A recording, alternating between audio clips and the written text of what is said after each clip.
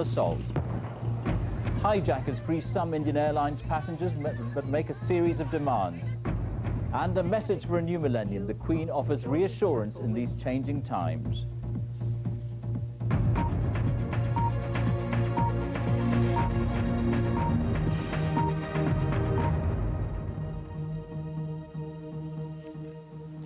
Good evening. Russia has launched what appears to be its final assault on the Chechen capital Grozny.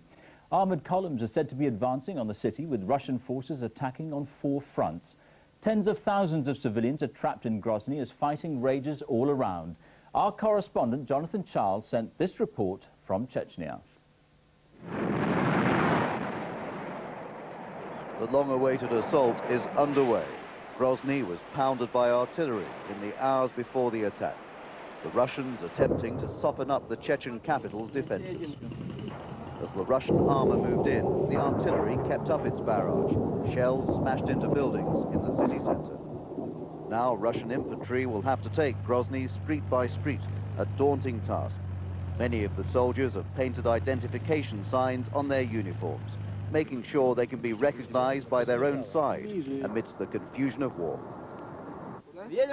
This soldier says we're going to Grozny, but behind the smiles, the young conscripts are nervous. In Grozny, as many as 40,000 civilians face a terrible few weeks. After months of hiding in cellars to avoid all the shelling, they'll now have to cope with fighting right outside their homes. The well-armed Chechen Islamic rebels who are demanding independence will put up stiff resistance. Even though they're outnumbered, they have the advantage of knowing the layout of the capital much better than their attackers. The Russian offensive against a heavily populated city will raise more protests from foreign governments, but Russia hopes that on Christmas Day, most people in the West will be too distracted to notice. Senior Russian officers are indicating privately that they've planned a 5-day military operation here. But that looks optimistic. This will be a bloody and costly battle. Jonathan Charles, BBC News, Chechnya. More than 160 passengers are spending their second night on board a hijacked Indian airliner. The plane is on the ground at an airport in southern Afghanistan. The armed hijackers are demanding the release of a Muslim religious leader in prison in India. A group of passengers who were released by the hijackers in Dubai last night have arrived back in India. There were chaotic scenes in New Delhi tonight as 27 of the hostages arrived home after being freed earlier in Dubai.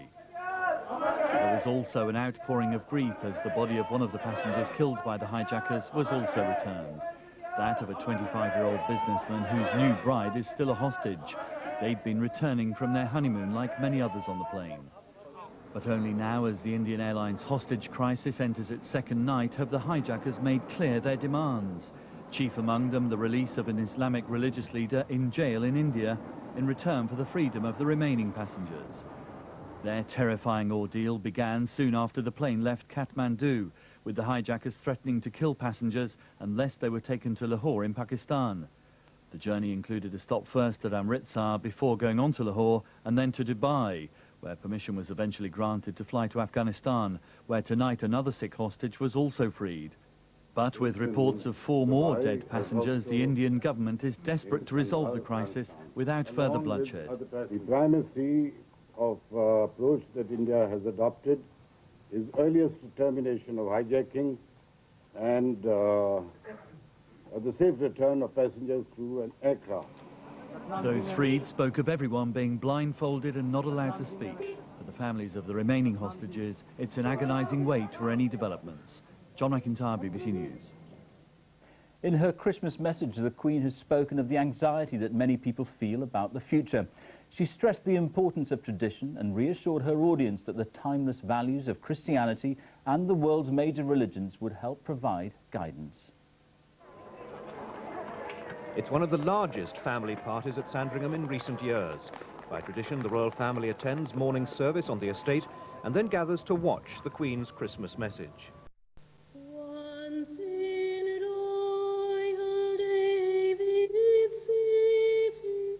The broadcast once again breaks new ground. Shown now on worldwide TV news channels, it has potentially bigger international audiences than ever before. And in terms of style, it is ever more relaxed. A very happy Christmas to you from St George's Chapel, Windsor. Its principal theme this year is the millennium. This December, we are looking back not just 1 year, but on 100 years and 1,000 years. For the first time, part of the message was recorded in Scotland.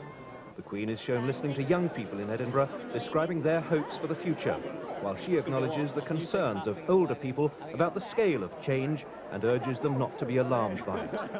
She also talks about the changes to the UK's constitutional composition. Devolution in Scotland and Wales, and more recently, the very welcome progress in Northern Ireland, are responses to today's changed circumstances. 4 generations with experiences from early in the 20th to potentially well into the 21st centuries are seen gathering for a private family photograph.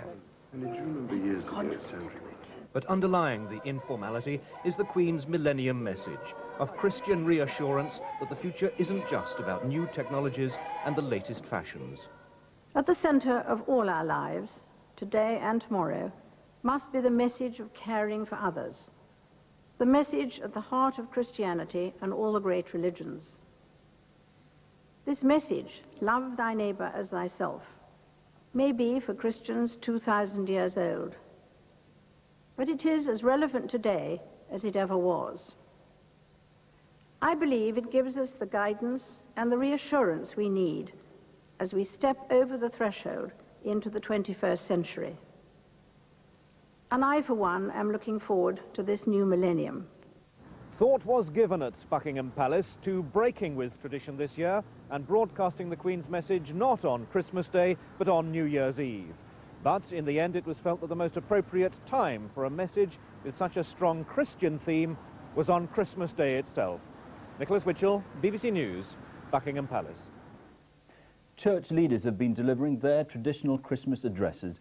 The Archbishop of Canterbury told worshippers that they should not fear the challenges of the new millennium because the Christmas message pointed the way. And at St. Peter's Basilica in Rome, the Pope called for a ban on what he called the senseless use of arms. He said hatred had doomed individuals as well as entire nations. Thousands of people in Sussex may have to leave their homes for a second night, as some areas are again threatened by flooding. Emergency teams have spent the day battling against high winds and torrential rain to repair coastal flood defences. From first light, repair crews were doing their best to shore up sea defences damaged by the largest tides here in living memory. For this family in Chelsea, as for dozens of others, it wasn't enough. Christmas was a washout as they spent the day packing their belongings and moving out of their flooded home. Along the coast at Lymington in Hampshire, it was a similar picture, with families clearing up after a river burst its banks. The carpets have gone, computers have gone, well, house is in a mess, so Christmas, I think, we'll go find a pub if we can. Throughout the day, the south coast took a further battering, though the damage was not as severe as expected. A change in wind direction last night lessened the impact of the tides. In Wales, this pub in the village of Tintern in Monmouthshire was at one stage immersed in 3 feet of water. With further rain, a growing number of rivers have been put on red flood warnings, and in East Anglia, the weather cut power supplies to several thousand homes. Overnight, the worst of the weather will again be here on the south coast. The Environment Agency warns several thousand homes could still be at risk from flooding at the next high tide in the early hours of the morning. Daniel Bircher, BBC News, Chelsea in Sussex. And that's all from the newsroom this Christmas Day. Good night.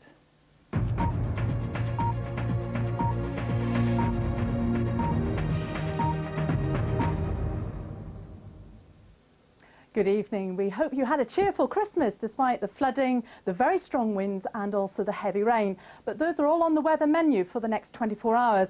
In fact, we have a severe weather warning out for heavy rain during tonight, moving east across southern England, resulting in further flooding and dangerous driving conditions. Well, we've seen a rash of showers across the country today, and now we're seeing that belt of heavier rain showing its hand in the West Country and parts of Wales. And of course, that's going to pose problems for many rivers in southern Britain. And here's our emergency advice line, also on CFAX.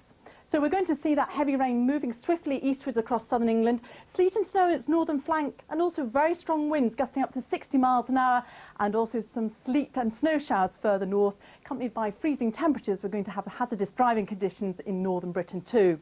Tomorrow we'll see that rain pushing away quickly from the southeast. Elsewhere it'll be bright, but lots of blustery showers around and temperatures around 48. Bye-bye for now.